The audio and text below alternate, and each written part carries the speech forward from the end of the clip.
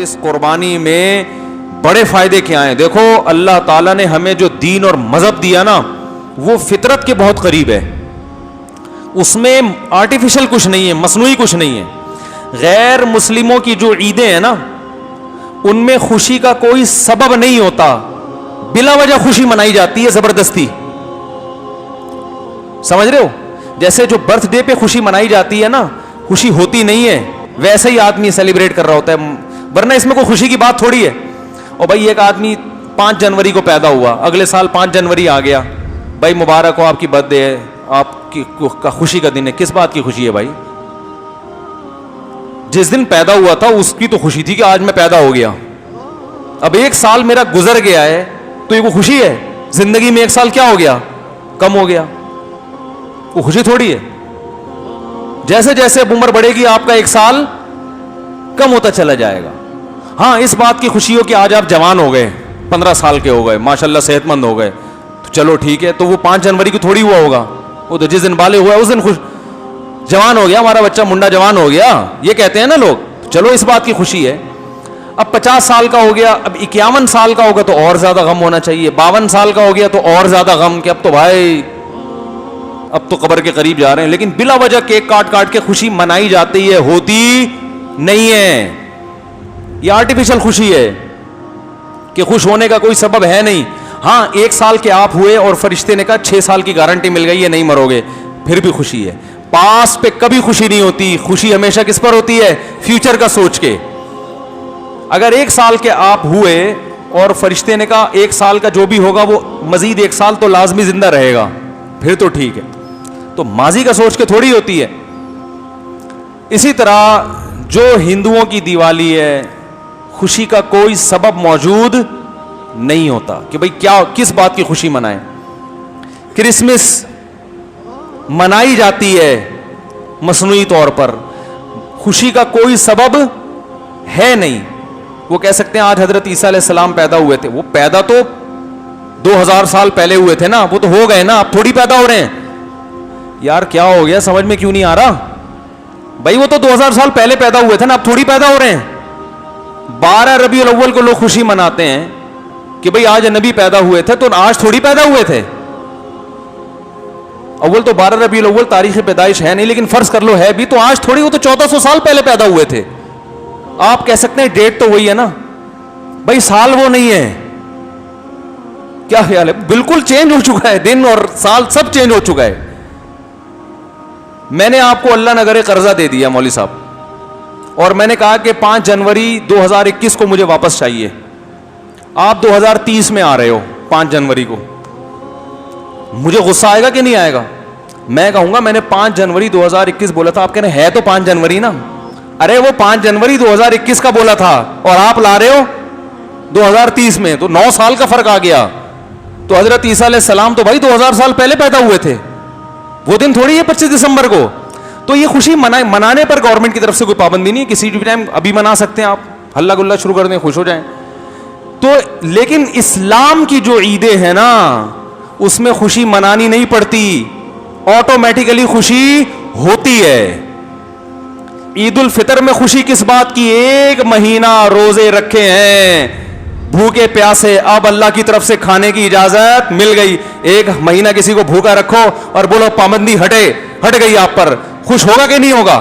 خوشی نہیں بھی منائے پھر بھی خوش. ارے بولتے کیوں نہیں یار, ہوگا نا خوش. روحانی خوشی بھی جسمانی بھی. روحانی یہ کہ اللہ نے اتنی بڑی ذمہ داری پوری کروا دی, رمضان کے روزے رکھوا لیے, تراویح پڑھوا لی, ثواب ہمارے اعمال میں لکھ دیا گیا, ہٹو بچوں کام ہو گیا, آخرت میں انشاءاللہ بخشش کا ذریعہ بن گیا. اس کی بھی خوشی ہوتی ہے انسان کو, اور اس کی بھی کہ کھانے کی چھٹی مل گئی. ورنہ آپ دیکھو یار, صبح ناشتہ نہ ہو آدمی کا سارا دن موڈ خراب رہتا ہے, ایسا ہے کہ نہیں ہے؟ گٹکے والے کو گٹکا مل گیا, پان والے کو اب پان مل گیا, سٹے والے کو سٹے کی اجازت ہو گئی, نہیں تو جو اچھی غذائیں ہیں. ورنہ بھوکے پیاسے کچھ بھی کام نہیں ہوتا. ہمیں تو معلوم ہے نا رمضان میں کیسے 10-11 بجے کیسی عجیب سی کنڈیشن ہوتی ہے, عجیب مرجھے سے بجھے سے منہ ہوتے ہیں, ہر آدمی پہ ہر ایک سے لڑنے کا دل چاہ رہا ہوتا ہے. تو یہ جو چھٹی ملی ہے کھانے پینے کی, عید کا دن نہ بھی ہوتا خود بخود خوشی ہوتی کہ بھائی شروع میں کئی دن تک انسان ڈرتا ہے, پانی پیتے ہوئے سوچتا ہے روزہ تو نہیں, ارے نہیں ہے روزہ, پی لو بھائی, تو ایسی بہاریں آ جاتی ہیں. تبھی عید کے دن کیسی چہروں پہ رونقیں ہوتی ہیں. جو رمضان میں جو بجھ گئے ہوتے ہیں نا چہرے, وہ ساری ایک دم چہرے کی رونق بحال, کھانے پینے کی. ایک مہینہ بڑی بات ہوتی ہے, یہ آپ نے صبر کیا, اب چھٹی مل گئی. اور بقرعید میں بھی 2 خوشیاں ملتی ہیں سچی مچی کی, منائی نہیں جاتی, ہوتی ہے خوشی.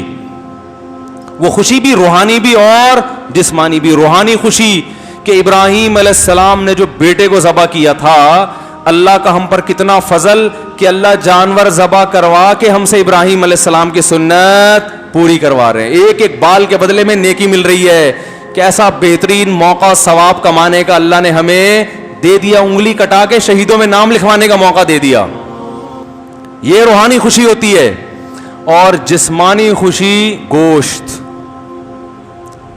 اتنا گوشت پورے سال کھانے کو نہیں ملتا, اور اتنا تازہ, اور وہ گوشت جس میں روحانی برکت بھی, اللہ کے نام پہ ذبح ہوا ہے, اللہ کے لیے, اللہ کے حکم پہ, اللہ کی طرف سے ضیافت.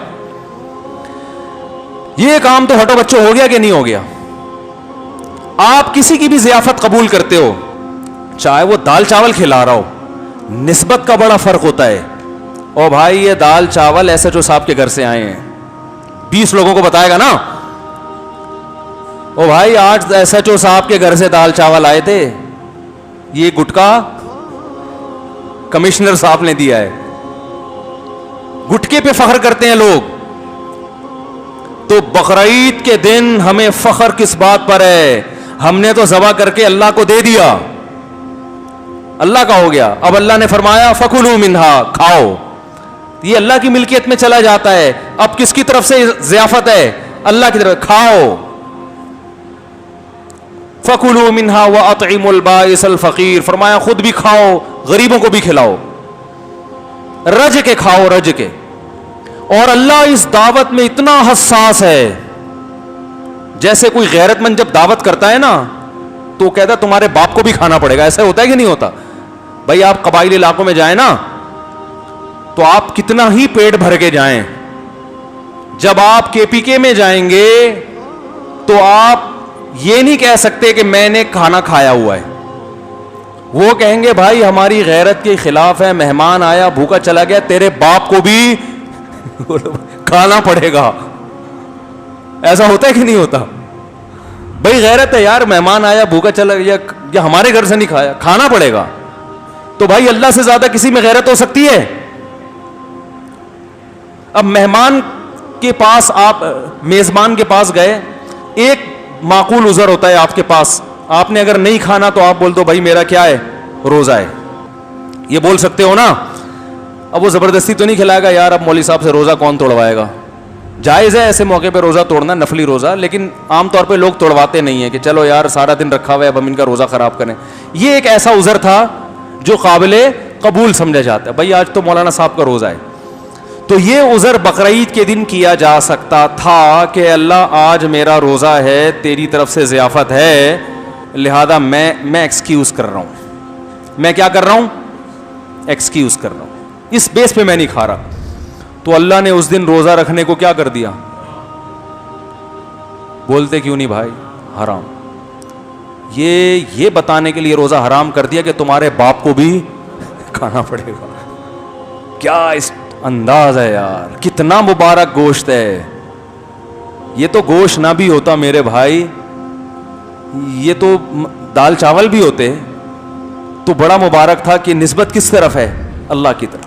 اللہ نے کیا کر دیا؟ گوشت.